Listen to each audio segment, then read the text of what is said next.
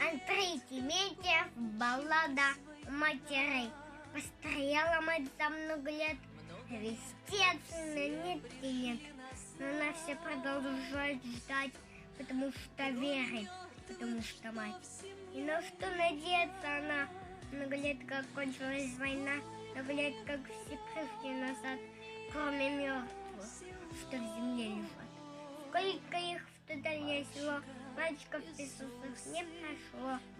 Раз село прослали по весне, фильм документальный о войне. Все пришли в кино, и старый, и мал. Кто познал войну и кто не знал, пред горькой памятью людской разливалась ненависть такой. Трудно было это вспоминать. Вдруг с экрана сын взглянул на мать.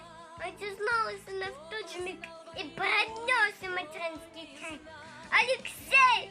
Алешенька, сынок! Словно из нее слышать мог. Рванулся из траншеи в бой. Стала мать прикрыть его собой. Все боялась, вдруг он упадет. И сквозь годы мчался сын вперед. Алексей! Кричали земляки. Алексей! Просили. Да беги! Кадр смеялся. Сын остался жить. Просит мать о сыне повторить. И опять в атаку он бежит. Жив, здоров, не ранен, не убит. Алексей! Алешенька, сынок! Словно ее слышать мог. Дома все ей чудилось сынок. Все ждала.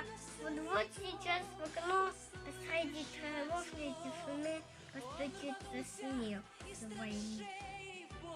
Стала мать прикрыть его собой. Все боялась, вдруг он упадет. Но сквозь годы мчался сын